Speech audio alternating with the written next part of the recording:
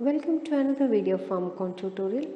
In this lecture, we will discuss about anti-TB drugs.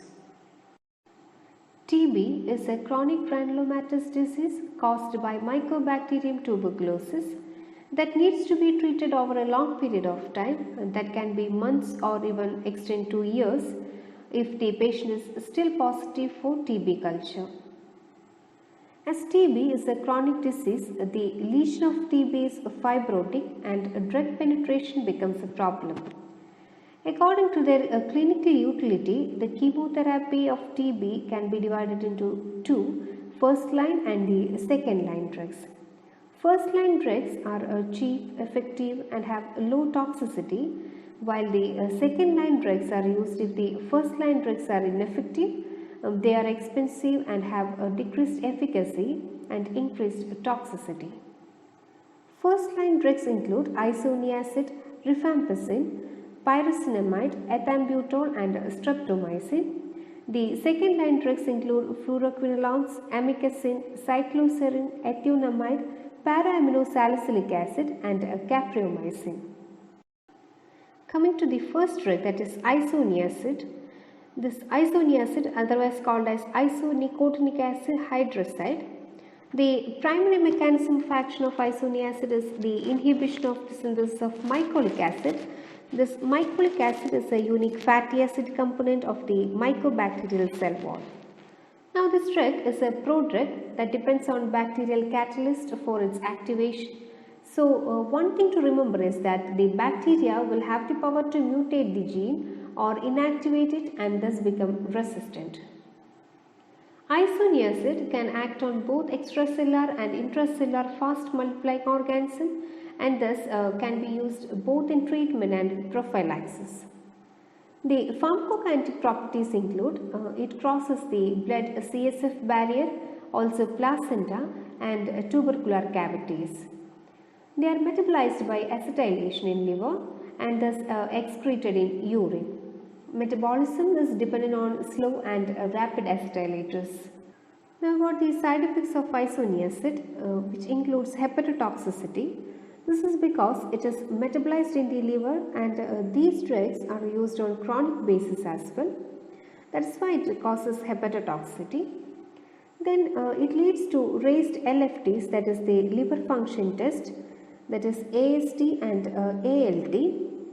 Then it causes peripheral neuritis, and this is because of the vitamin B6 deficiency, that is due to the competition of isoniazid with the pyridoxal phosphate for the enzyme apotryptophanase.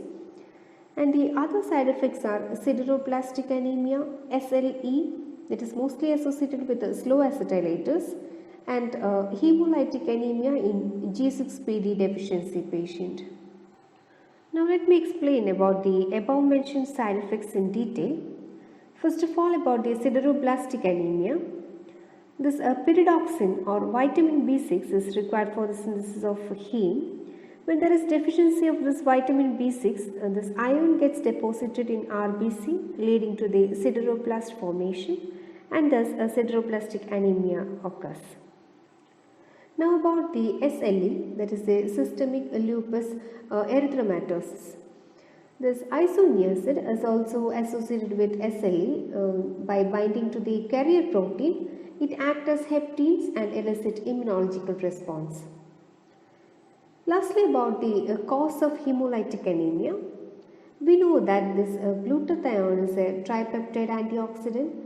When the glutathione takes care of the oxidative stress in any cell, it has to be reduced into its active form. So to convert the oxidized form to reduced form, NADPH is required, and this NADPH comes from the G6PD in the pentose phosphate pathway.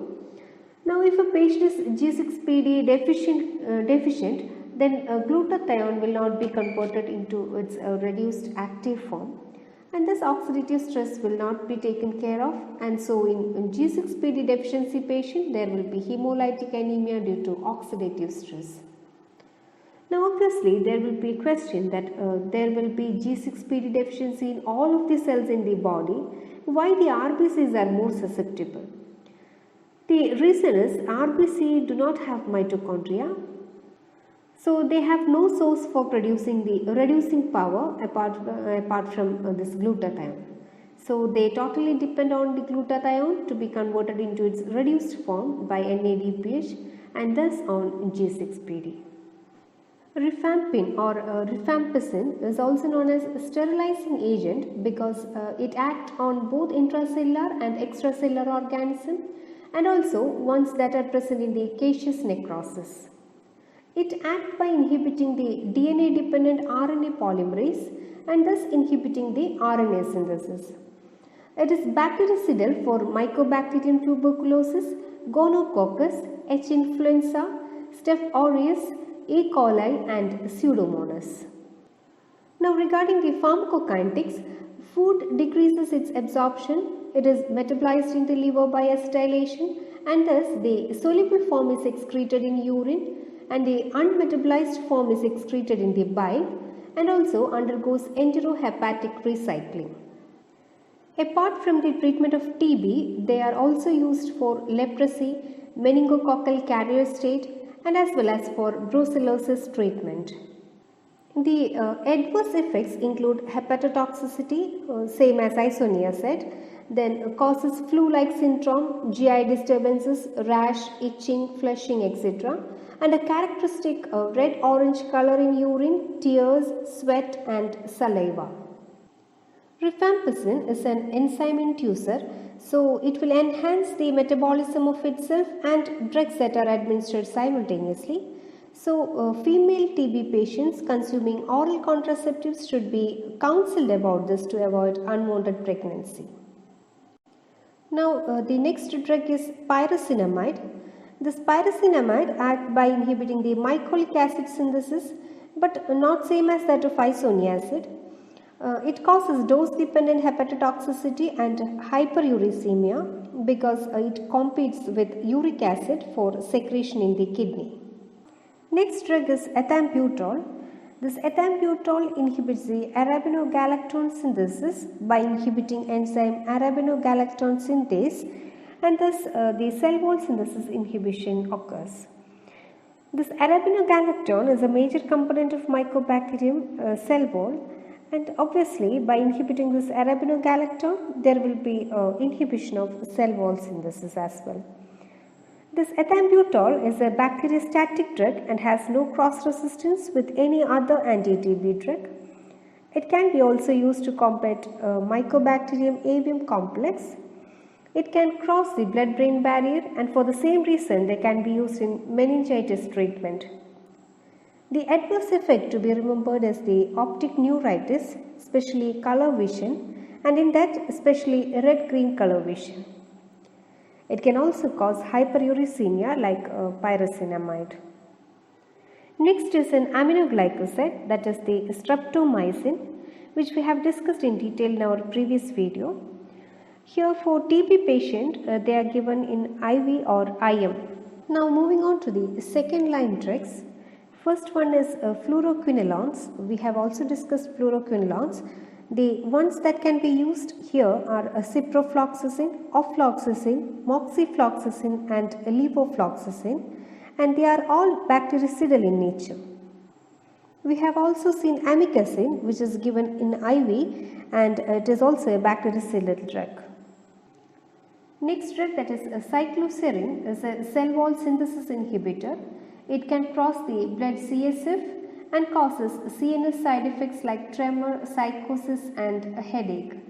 Another drug, that is the teracidone, is same as this cycloserine and can be used in extrapulmonary TB, and it is better tolerated than this cycloserine. The next drug is the etunamide, which is the same as isoniazid in structure but has a reduced efficacy and also inhibits the mycolic acid synthesis. The side effects associated include epigastric pain, hepatitis and blurred vision. Next is the para-aminosalicylic acid, which resembles the sulfonamides in structure, and sulfonamides in turn resembles PABA, so it will inhibit the folate synthesis. It cannot cross blood-brain barrier and has good gut absorption, and its metabolism is by acetylation by the liver. So it will compete with isoniazid for acetylation and thus can increase the isoniazid plasma levels. It has got GI side effects, hepatic damage, and also importantly thrombocytopenia. And the last drug is the capreomycin, which we have already discussed in aminoglycosides. Now we will discuss different regimens for treating TB that can be associated with resistance or some complications such as pregnancy or HIV.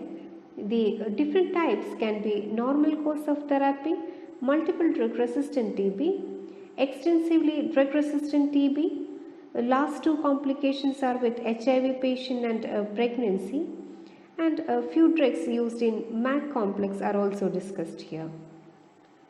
Now all this regimen include multiple drug therapy.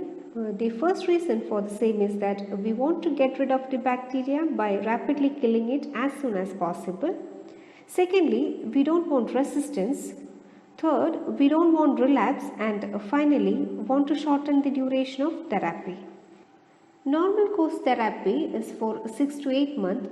It's convenient, highly effective and less toxic.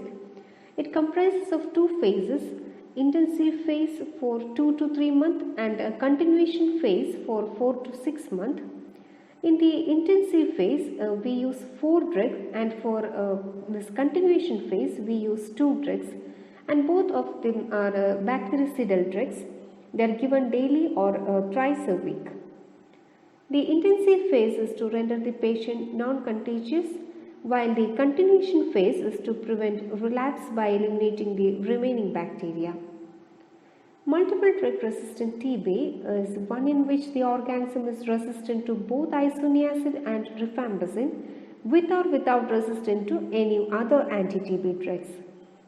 In this case, we use 4 drugs with non-susceptible to the organism. It also consists of intensive phase, that is 6 to 9 months, and continuous phase for 18 months. This intensive phase is with 6 drugs and continuation phase with 4 drugs. Here pyridoxine is given to prevent peripheral neuritis.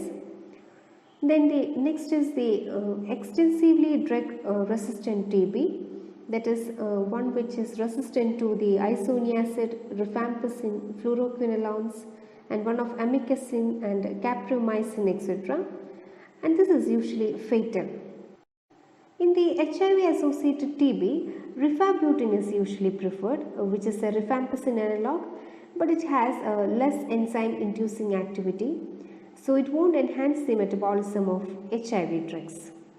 In pregnancy, all the first line drugs are used except streptomycin. To irradiate a Mycobacterium avium complex, we can use macrolides, especially clarithromycin, azithromycin and fluoroquinolones for 18 to 24 months. Lastly, about the chemoprophylaxis for TB, here the isoniazid for 6 months is given for the following indications, such as a newborn of a mother with active TB, young children less than 6 years with a positive tuberculin test, if patient has a household contact with TB patient, and additional risk factors such as diabetes mellitus, malignancy and AIDS. So that's all about the drugs used in the treatment of TB.